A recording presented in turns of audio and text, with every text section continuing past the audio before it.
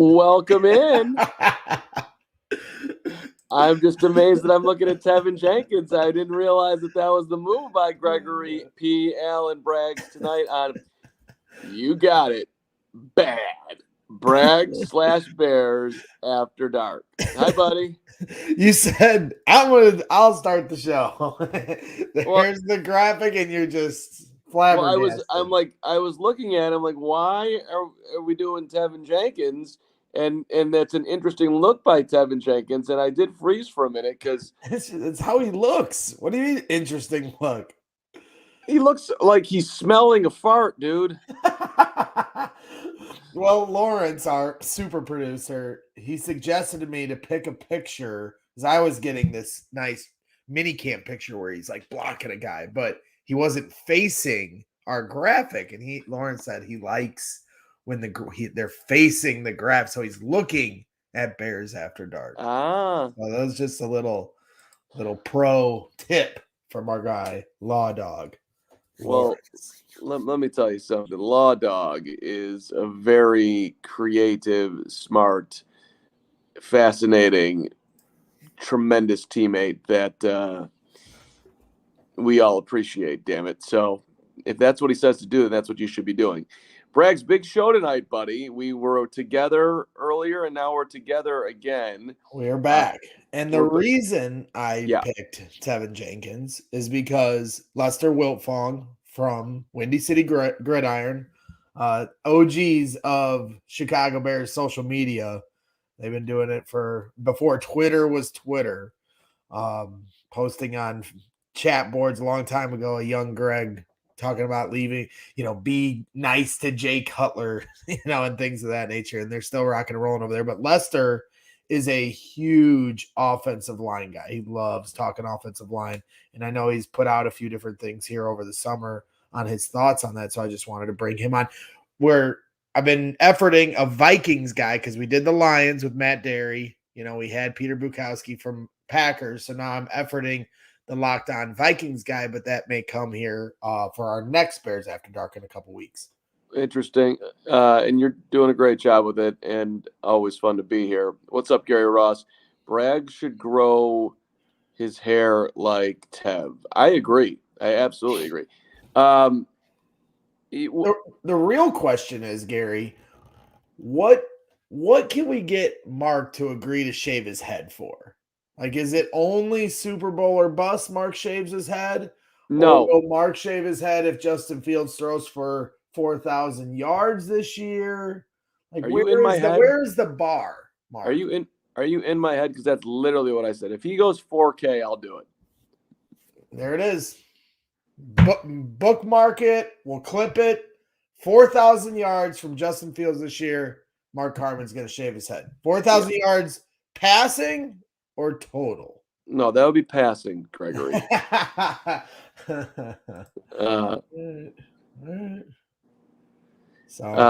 rooting you on, Justin. I listen. I would love to shave my head on him throwing for 4,000 yards. I've got breaking news for you. What's up, Nagy? Good to see you, brother. I love our bad crew. And I don't want to speak out of turn here, but I don't think I am. I called up my good friend Ed Obradovich today. Actually, I called him last week, and he called me back today. He was profusely apologizing that he forgot to call me back because OB is the greatest guy. And so we started talking life, and then, of course, we got to football. And then I swear it was game day. He was ready to take on Green Bay, just like you were earlier today. That this game is the biggest statement game, and the only thing they should be talking about is Green Bay, and let's go. I mean, it was like, and I'm like, OB, it feels like it's, I don't know, a Sunday in November right now listening to you. He's like, all right, gotta go. I love Ed Obradovich, as everyone does. I mean, when you talk about like our post-game shows and what we do, there has never been anyone better for any post-game show in Chicago sports radio history than turning on Buffon and Ed Obradovich after a Bears game, driving out of Soldier Field, and they are losing their absolute loving mind. I mean, I personally thought Hamp and OB was better when I was the, running the Ernie Johnson point of the show. But clearly, you didn't listen to that show. That's no problem. You guys were great too. No, it's okay. You Show respect to the legends. No, it's okay. It's okay. No problem. You're right. Actually, because when that show debuted, nobody had heard anything like it at that point. So it was original, and it was just two complete lunatics. But aside from that, I mean, OB.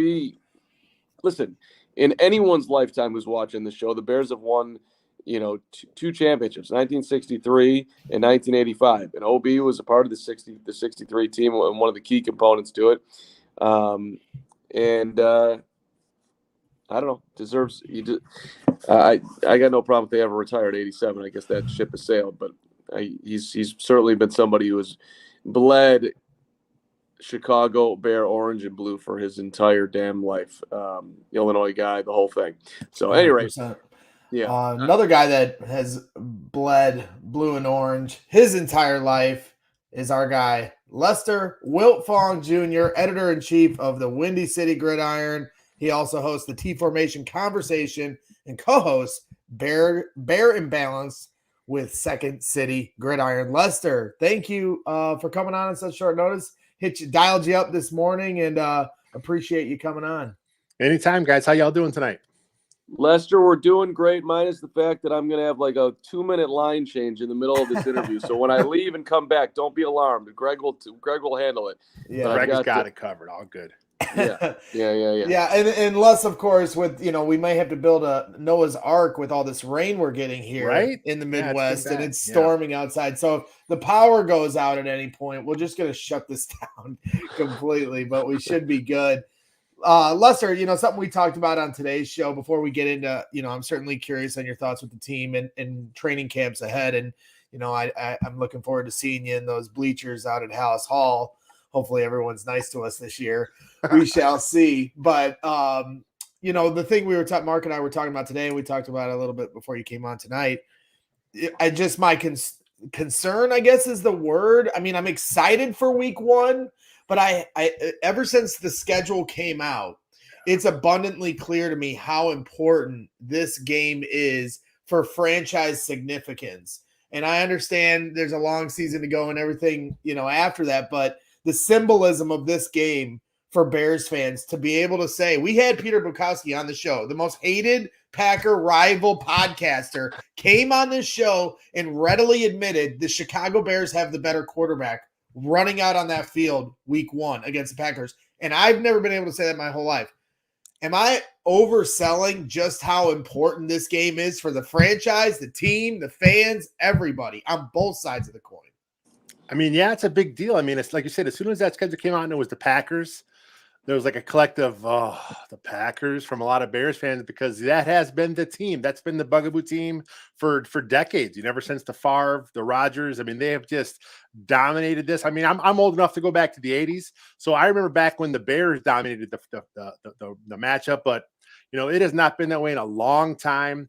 And if the Bears have that week 1 matchup, and if they cannot pull out the W, it's going to be up. Here we go again. Same old Bears, same old Packers. It doesn't matter if it's Jordan Love or whoever it is. They have the Bears number. So it's an important game for the Chicago Bears and for Justin Fields to really show out and show that he has made those big jumps in improvement. Lester, you seem like a very smart man, and great meeting you for the first time here on the show. And same to you. Congrats on all the work you've done. Thanks. If they lose 34-31, and Justin Fields throws for 325 yards and 3 touchdowns, are you going to be upset, or are you going to be feeling pretty good about yourself as a Bears fan? I'll be excited. If that's the outcome, I'll be cool with it. Look, the Bears won 3 games last year. So if they – I think they have a chance to push for the playoffs in this coming up season. But if they fall short, let's say they only win 7 games, that's a heck of an improvement going from 3 wins to 7 wins. So if the season doesn't go as far as the wins as what we all hope it does, but Justin Fields shows that he's the man for sure. I mean, I think we all think he's the guy, but just taking a step as a passer, DJ Moore balls out, the defense makes some strides, 34-31 with a great Justin Fields game. As much as I want to see the W, I can't be too upset if that's the outcome. Yeah, but if it's 34-31 and that means it's a shootout, and that means Jordan Love is out dueling Justin Fields. And this is the other part of this conversation. Of course, we all want Justin Fields to show that he's ready to take the next step as a passer in this league. But the other half of this rivalry is their quarterbacks have been Hall of Fame talent. So if Jordan Love is good, now what do we that's another nightmare we have to live. And I think brick by brick, it's coming. I mean, we're stacking the bricks, but at the same time, we're hoping their brick wall is torn down and they don't get another good quarterback, and if he's there's a lot of Bears fans out there that are confident he's not going to be good. I need to see it. I don't know how anyone can say one way or the other.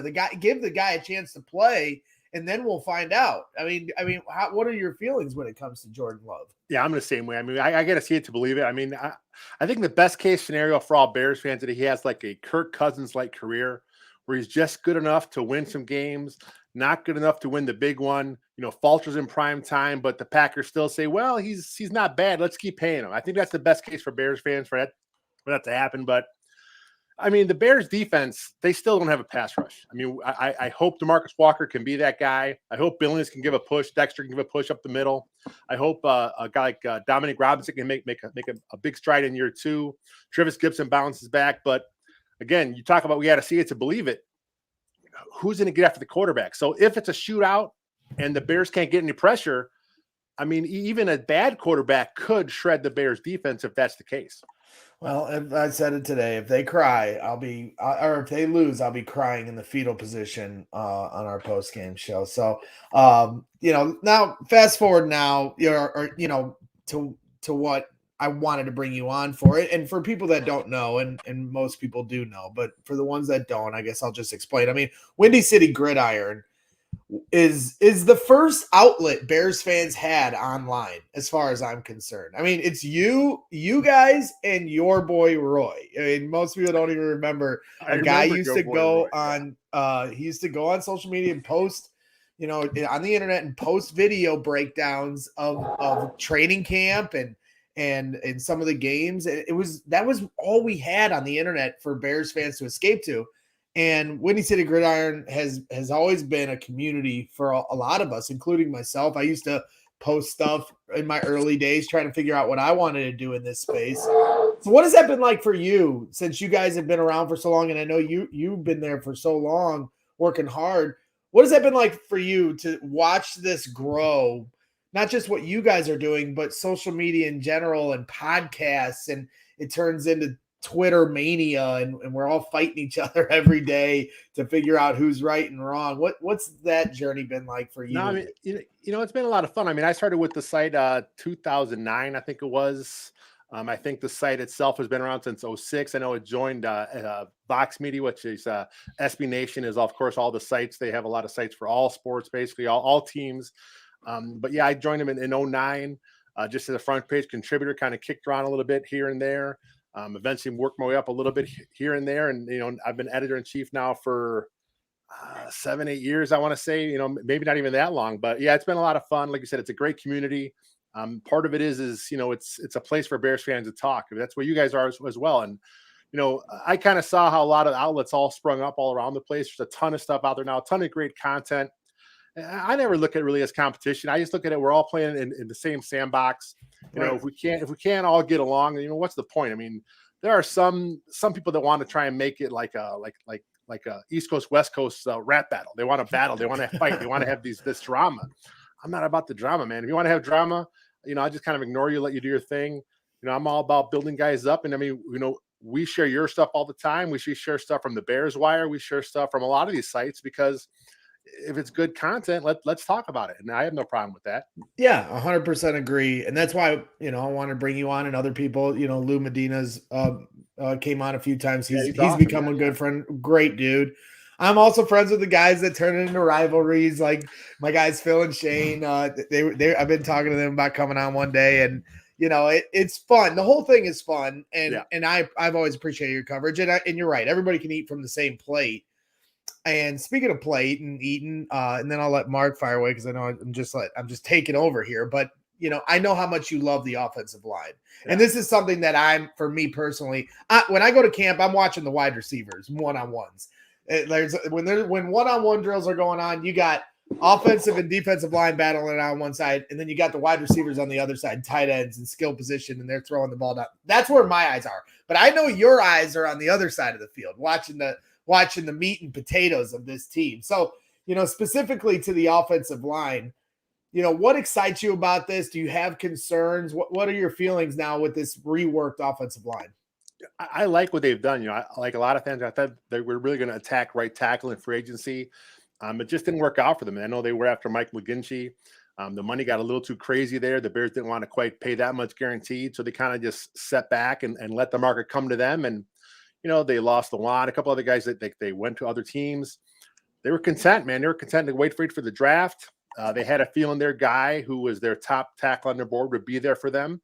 They ended up moving back one spot, and they still got their guy. Plus, they got a 4th-round pick from the Eagles, so they got right there at right tackle. And was he your guy? Was he your guy? Yeah, he was the guy I wanted to get all along. I mean, I liked him. I like Paris Johnson Jr., but because the Bears needed a right tackle, they were all in on Braxton Jones on the left side. I thought right was the best pick. And like I said, man, the fact they got him where they got him, some analysts said, oh, they reached for him a little bit there. But, if that's your guy, get your guy. And the fact that they were able to go back, like I said, one pick up a 4th-rounder from the Eagles, I thought it was a great masterclass from Ryan Poles there. He had no intention on going with Jalen Carter. None at all. Let's go back, get our guy, plus a draft pick. And that really sets that line up because they got Nate Davis in free agency, who is a quality guard. Cody Whitehair had a little bit of injuries the last couple of years, it seems like. If he can stabilize the center spot, if he can stay healthy, I think the O-line has a chance to be pretty good this season. Lester, let me throw you a hypothetical because you brought up Mike McGlinchey. All right, the Bears were in on him by all accounts. Then, as you put it, the money got too crazy, and let's just assume that seems what it is. Let's just say, for argument's sake, that the money didn't get crazy and the Bears got him. Who do we think that Ryan Poles was targeting for the draft? Because we've heard him say so many times, right? This was our guy, this was our guy, this was our guy. Doesn't it just making me curious in the moment, wondering, like, who was your other guy that I guess I did hear some Lucas Van Ness stuff leading up to the draft. So maybe that's the answer that I'm talking this way through to myself. But it's just kind of interesting if that had actually worked out. Van Ness was an option. There was a lot of talk about the kid from Ohio State, the receiver, Smith-Njigba. I mean, I'm not sure if that would have been really a great fit because the Bears just made a big trade for DJ Moore, but it's a passing league. If you're going to win a title, you got to pass the ball. So if they would have got one of the best receivers on the board at that point, that would have been a good way to go. Maybe another trade back even further would have been another way to go. So it's just interesting the fact that that's a good hypothetical, man, because who knows? Because they were all in on Braxton Jones. He was clearly their left tackle. They clearly love what they have in him. So I just think everything worked out. It's very rare for Bears fans to have things work out perfectly. We kind of saw it with Justin Fields that the draft kind of fell perfectly for the Bears. Yeah. So maybe things are turning here for Bears fans. Maybe things are starting to go our way for a change. I did feel like that was kind of like a turning point moment because Right? that was the morning of that draft was when Adam Schefter put out that Aaron Rodgers might not come back to the Packers, and they've had drama throughout the year, so much so that Packer fans were sick of Aaron Rodgers by the end of it. But there was that. And you saw where it was like, this is the beginning of the end at the very least for that marriage. And then all of a sudden we get a quarterback that falls to us and we make the good move to move up, because, hey, credit Ryan Pace, the one move he made on the way out, his farewell move after everything that went awry. You got to give him credit, especially if it ends up working out and the Bears can win a championship with Justin Fields. But so it's interesting in that regard that things did feel like they started to turn there. Going back to the offensive line, I certainly have some depth questions to you, but I guess we'll stick with the starters for now and go to that left side because you touched here now on the right side, guys. But Tevin Jenkins moving to the left side, how he's such a mauler, right? Yeah. And they put him in at guard and he adjusted to it fairly quickly, just because he's looking for somebody to hunt, and that's, you want that in your offensive line. How hard of an adjustment will it be for him footwork wise and everything to move to that left side? And like, how fast do you think he'll be able to pick it up? Going left to right or right to left at guard is a little easier doing it at tackle. At tackle, there's more space between you and the guy on defense. At guard, things happen so quick. And plus, another thing it's in Jenkins' favor is, this ain't his first time playing on the left side. I mean, when the Bears drafted him, he was a left tackle, so he had that left side footwork. When he was in college, he did have some time on the left side as well. So, the fact that he doesn't have that muscle memory really ingrained and set in right now on the right side, I think is good for him. And then plus the fact that once they made the move for Nate Davis, they told him right away, hey, you're going to the left side. So he's had a chance now all offseason to work on his footwork, his hand placement, to work on seeing things there.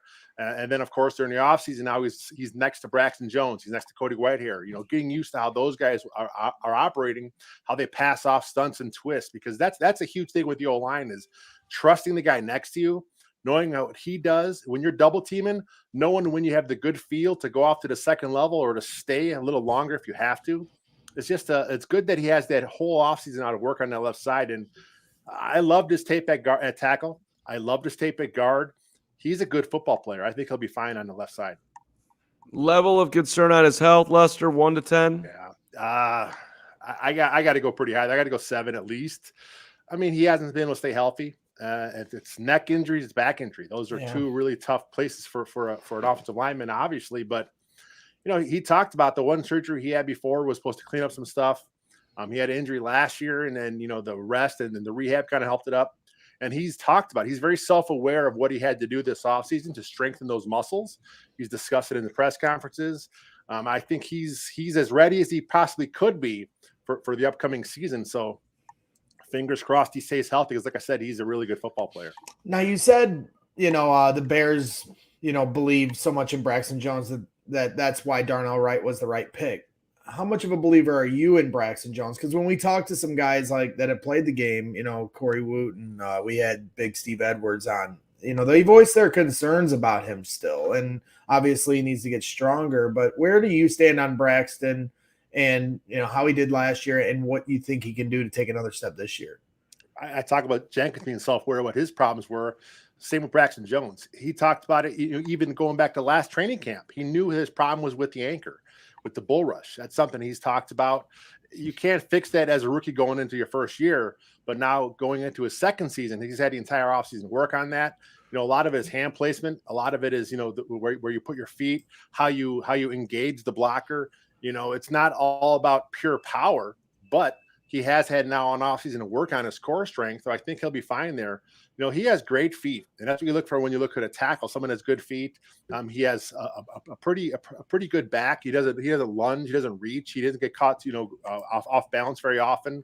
It was all the bull rush. And if you have turn on the Commander's tape, he got bull rushed a few times in that game. Yeah, he knows it. It's a rough. But if you have one glaring weakness in your game that and you can work on it, I think he'll be fine.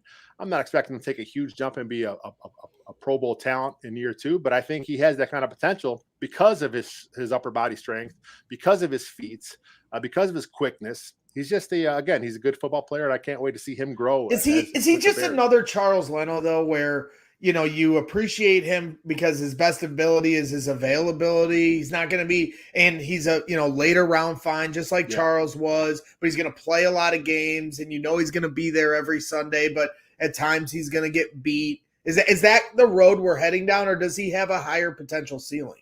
I think he has a higher ceiling because he's a little more athletic, it seems, than Leno was. I wasn't one of these guys who were really anti-Leno. I like Charles Leno. You can't have 5 all-pros across the O-line. It's just not going to happen. I mean, if you do, that's great. But the fact that if Braxton Jones, if all he is for the next 5, 6, 7 years is a really solid left tackle, that's fine, because now you don't have to chip all the time. You don't have to help him all the time. You don't have to turn protection to him all the time. He'll need help once in a while. I mean, all tackles need help with the speed rush on occasion. But if you trust him, more than you don't, I think that's good. And then on the right side now with Wright, he comes in the league as a one of the better pass blockers in college. So he has to work on his run block. And if that happens there, and now you got 2 guys that you trust moving forward, again, I'm not expecting Pro Bowls out of either one of those guys this season, but that potential's there. Lester, this is Brags After Dark, Bears After Dark, so things can get a little bit different at times. I want to know, if we can sit on the psychology couch for just a second here, your love for the offensive line. Where do you think the genesis of your appreciation for the big uglies up front that don't get the respect that they deserve? Where do you think it came from? Yeah, I mean, I played it in my youth. You know, I played a year in college at tackle. I just have always been on the line. I mean, from the first day I stepped in on flag football as a fifth grader, I was told, oh, you're the biggest guy on school. You're the center, you're the nose guard. And then as I went through, I kind of turned into offense, defensive tackle. And then, just as it went on, I just always became the tackle. And then, like I said, I just fell in love with those guys. You know, I grew up with Keith Van Horn, Mark Borch. These are the guys I really like watching play football. Jay Hilgenberg, of course, like I said, I'm from the 80s, so I go back that far. But wasn't just those guys, too. It was Anthony Munoz. There's these guys, John Hanna with the Patriots. I just always appreciated, what those guys brought. And, part of it probably has to do with my coaches in high school. My O-line coach was great in high school. He just always preached about how, the offensive line is just a brotherhood. Football's family, but the O-line is brotherhood. The rest of the guys are like the cousins and the nephews and stuff like that. So, it's just all about the brotherhood of the O-line. Well, and I always say, like we were saying at training camp, I'm watching the wide receivers. You're watching the meat and potatoes on the other end. It's the same thing in the games. Like, there's a lot of fans that watch the ball, watch the quarterback, and the people that really study the game or have played the game, they'll always tell you they watch from the inside out. They watch the offensive line first and then branch out to wherever their eyes go as the play develops. I've never been that guy. It's always hard. And that's why I like when you have a good telecast, a good broadcast team that really explains it. And obviously John Madden is, what made him famous was trying to break this down to get the simpleton like me to understand why these plays are executing the way they are. And I know that you come from that school where you're going to watch it from the inside out. Let's just underline that was such a phenomenal answer. I loved hearing it, Lester. So thanks for the background on it. And I'm an 80s guy too. Loved Hilge, Gimme Van Horn, Jimbo Covert. Although I do wish the Bears had drafted Dan Marino that year and not Jimbo, because we would have had about 7 Super Bowls. But that's okay, no problem. Can't redo it. Jimbo is a first-class dude, and his story in the documentary on the 85 Bears where he talks about how he picked up Steve McMichael and body slammed him down. That was awesome. So for your money, who's the best Bears offensive lineman right now? Last year was Tevin Jenkins, and until I see otherwise, it's probably going to be Tevin Jenkins. But like you talked about, I mean, he's got to stay healthy. I mean, if he could play, 16, 17 games this year, I think I talk about Pro Bowl potential. I thought he had it last year. Before he got hurt last year, he was being talked about as a Pro Bowler. He just is like Bragg said, man, he's a mauler in the run game. He's a smart pass blocker. Was last year. He didn't get beat very often. When he did, it was something goofy happened. A lot of it is just feel. Some of the stuff that for his sacks he allowed last year was on twists and stunts, and that's as a guard, that you have to know how that's coming. And it was his first year at the position. So for what he brought to the team last year as a first-year guard, I thought was pretty fantastic. Well, and, who's next to you? It's a trickle-down effect. And that's why sometimes it's so hard to evaluate players on a bad team. Yeah. Because defensive line and offensive line specifically, they're all trying to work together as a single unit. And when you've got a revolving door because of injuries or bad play on each side of you, and each week, like you said, it's trying to identify where the stunt's coming from, where the blitz is coming from. You also got to take into account what is Justin going to do, because he might just take off. And if he doesn't, I can't go too far downfield because he can't, illegal blocker downfield. There's a lot, that you have to compartmentalize as an offensive lineman. So you hope that there's continuity this year. And let's just hope for everyone's sake they stay healthy. But we know that's just not how the NFL is. Yep. One more thing on the offensive line, then we can move to a couple things. I don't want to take up your whole night, but I do love talking football with you.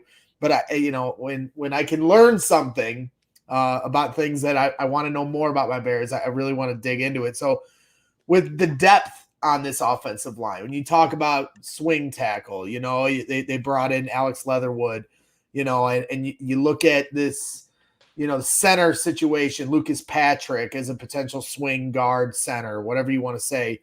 I guess what I'm more interested in is I'm pretty sure I saw you put something out about Jatir Carter or Jatiri. Sometimes I butcher his first name, but I'm pretty sure I saw you put something out about him being a potential option at center. Do I have that correct, Lester? I actually got that from Greg Gabriel. He said that when he was at this, I think it was a Senior Bowl, he worked a little bit on the interior, obviously.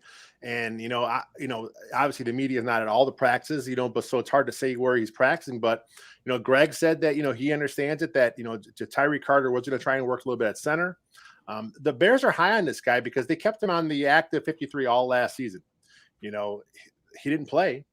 I don't think he rarely dressed. But they felt so much of him, they did not want to put him through waivers to go on the practice squad. So they believe in his upside, and if he can kind of work himself in center here, maybe not this year, maybe in a couple of years, maybe he's the center for the future.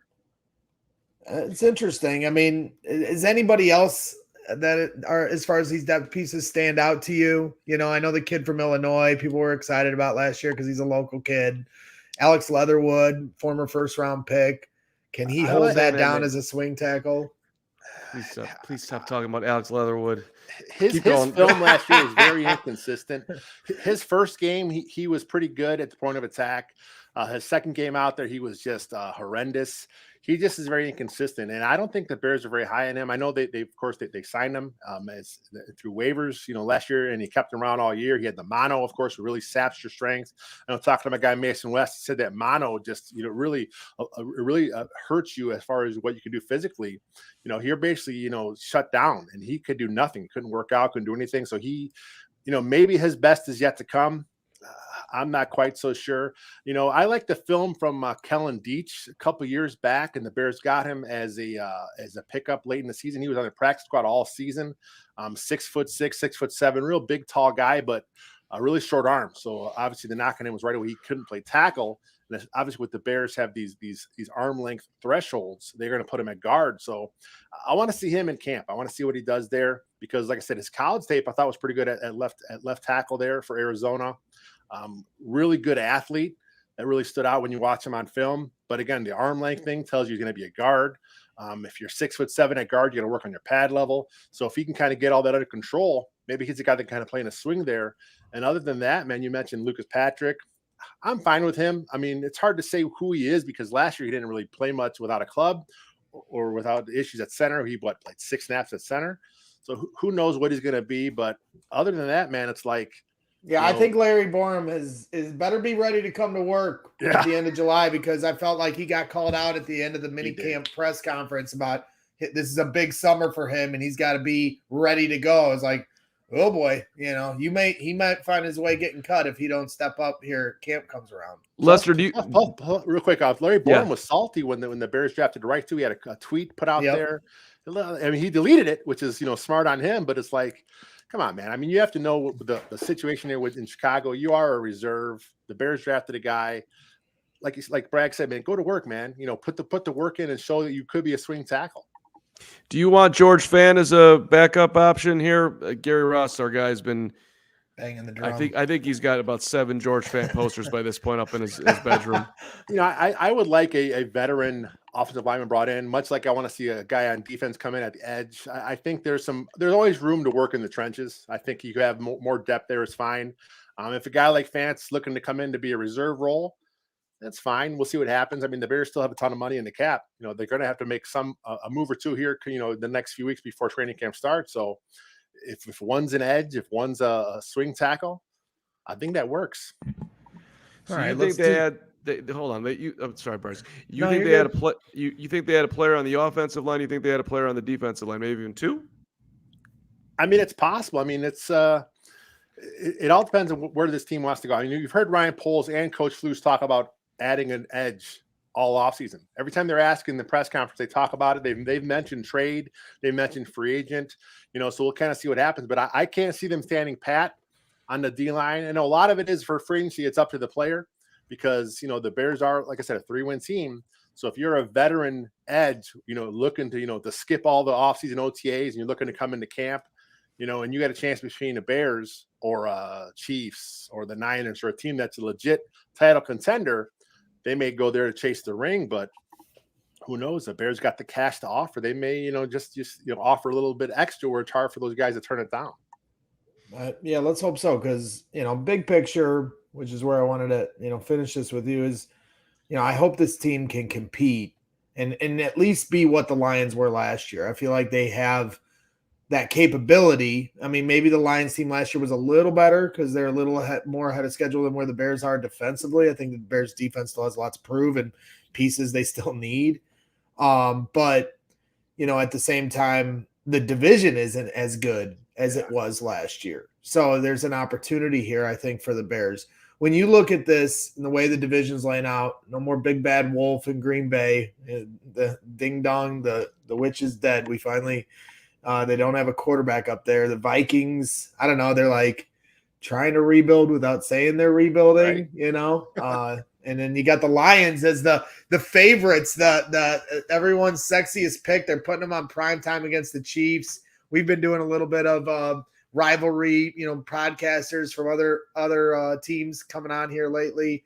And I find it funny, a team that hasn't won a division championship since 1991 or a playoff game for that matter since like 93.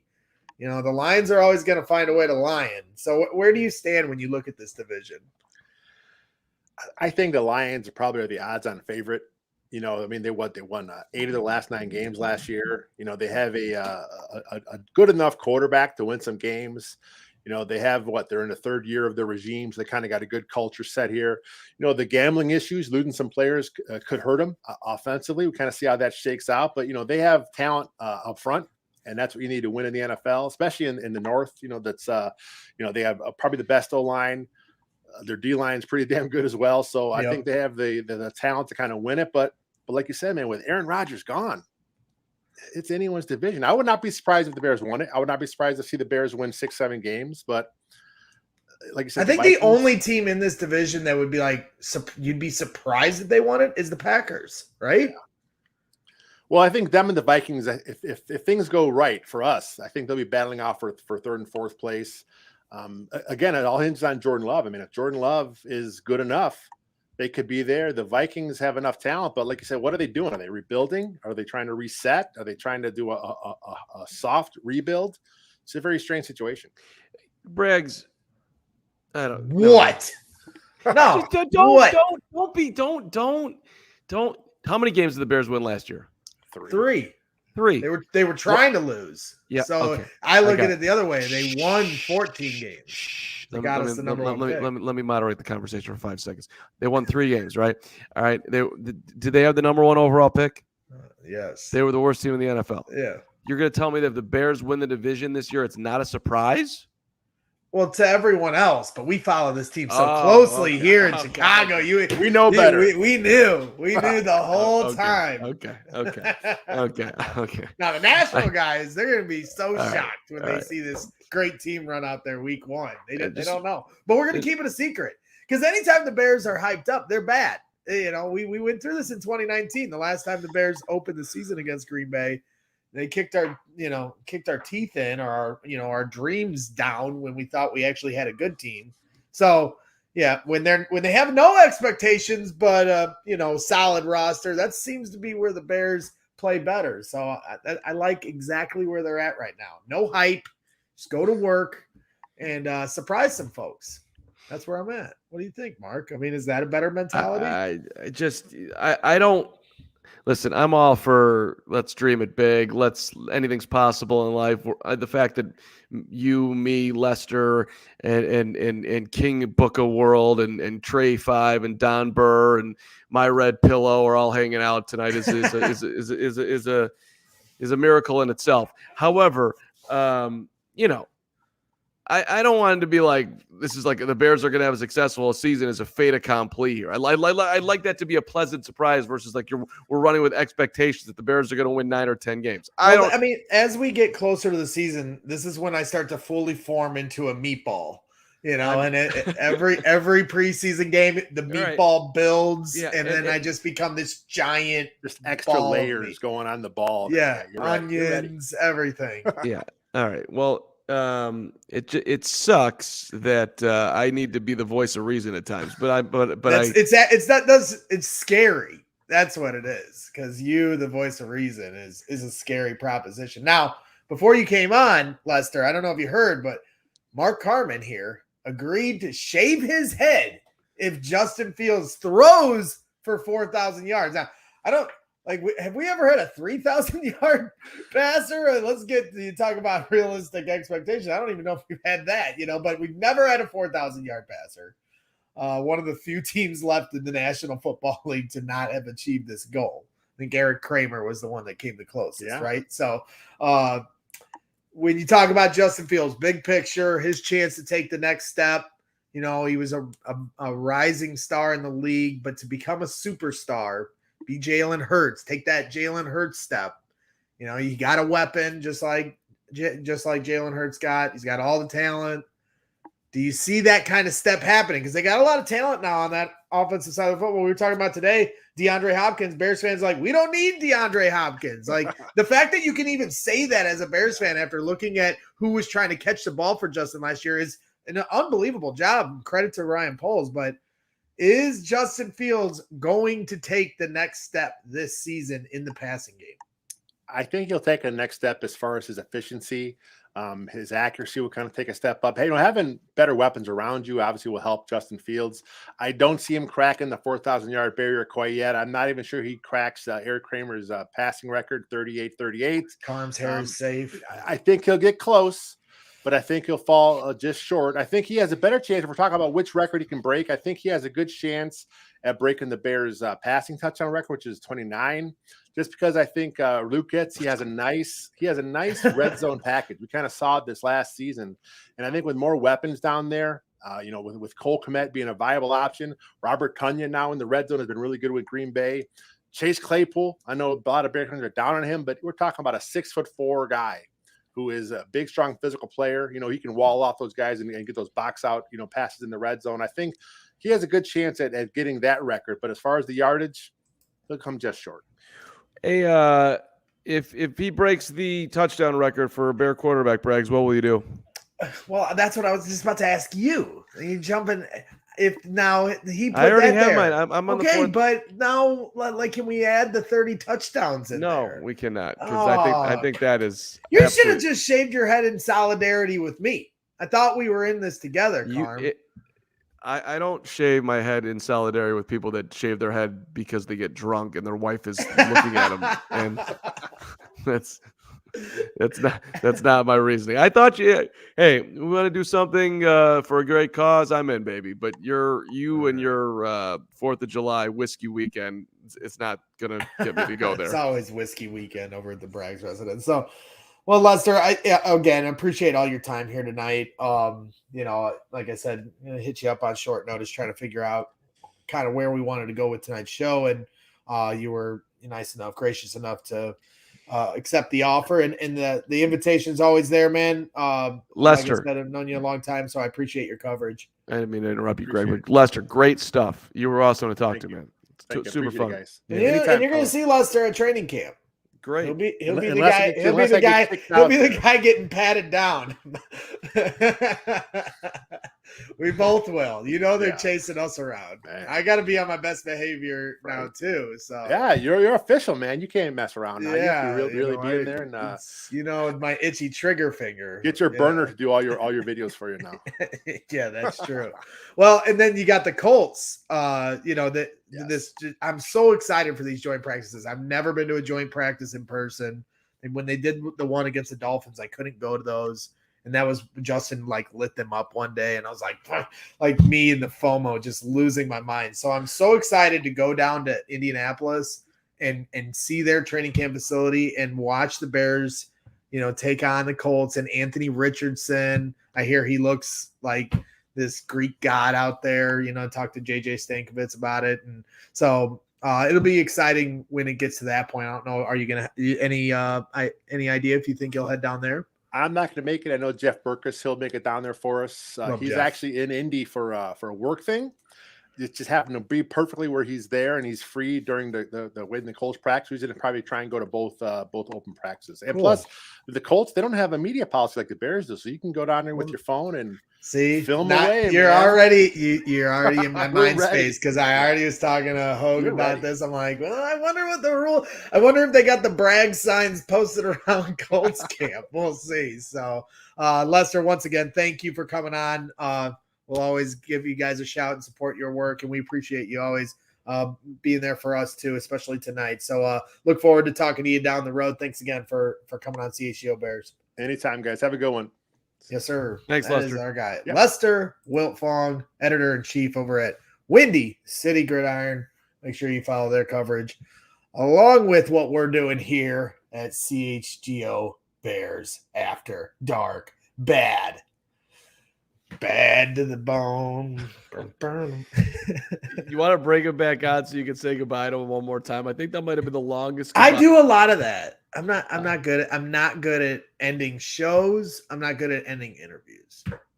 I always just want to like. You're good, but you're good at everything else. You got it down to a science. I'm not really good at anything.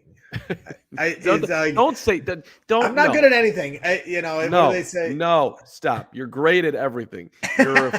You are a huge superstar. Jack of all trades, master of none. I think that probably suits me pretty well. You're a I master do a of- lot of stuff, but that's yeah. I don't, all right. Certainly wasn't a master mason. All right. It was Can okay. Can let me just tell you something. You couldn't look at when you did that. You couldn't get your one finger to cross. What do you mean? Look at that one. You're struggling with it with the one pinky. You got it now, but you were struggling.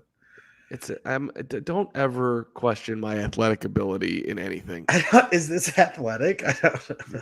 It's flexibility. It's part of being an athlete. Okay. There's a reason why the CHGO softball team is on the verge of making history.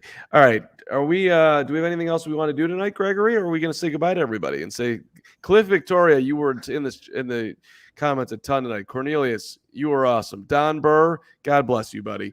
Let's go. It was a productive evening. Obviously, hearing about the offensive line from Lester, but most importantly, we've got something on the books for you to potentially shave your head on the show. And if that's the most I get out of Bears After Dark this summer that I can take with me into the season, then I've done my job here. You have. That's exactly right. Well, we got some things lined up here coming down the road. Like I said, we've been doing these every other week. So a couple weeks from now, efforting Locked On Vikings, podcast, or as we did with Locked On Lions and Matt Derry and Peter Bukowski, Locked On Packers. So hoping to round that out and finish the Vikings conversation. That would be just before camp. So we got some other ideas coming down the road too. So excited. It's starting to boil over. Mark can feel it. Training camp is getting near. So we're finally starting to move off of some of the off-season conversation that I know Bears fans kind of wring their hands about. So as we get closer, the more excited I get. I'm super fired up for the season. I do have probably unrealistic high expectations for this team. I do.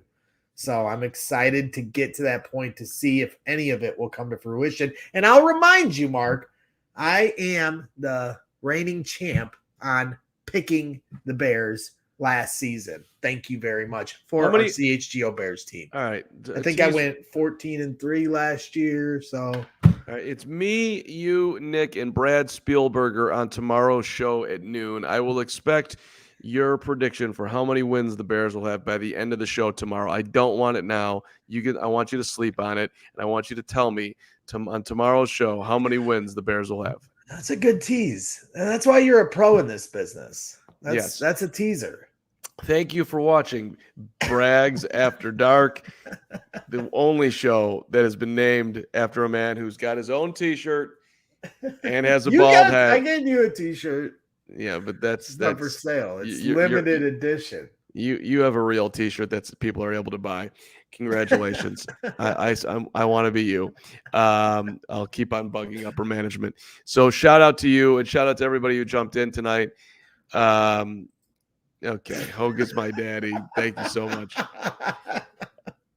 We will see you in 2 weeks on Bad tomorrow at noon. And training camp is creeping so close. So enjoy the rest of your July 5th. White Sox rained out. Cubs and Brewers are in a 1-1 tie. And I'm going to get myself some dinner, Gregory. So come on down to the South Loop if you want to meet me. I'll be sitting by myself thinking about my life and you. So have a good night. Enjoy your dinner. Everybody, you. we'll see you tomorrow afternoon. Brad Spielberger, bear down.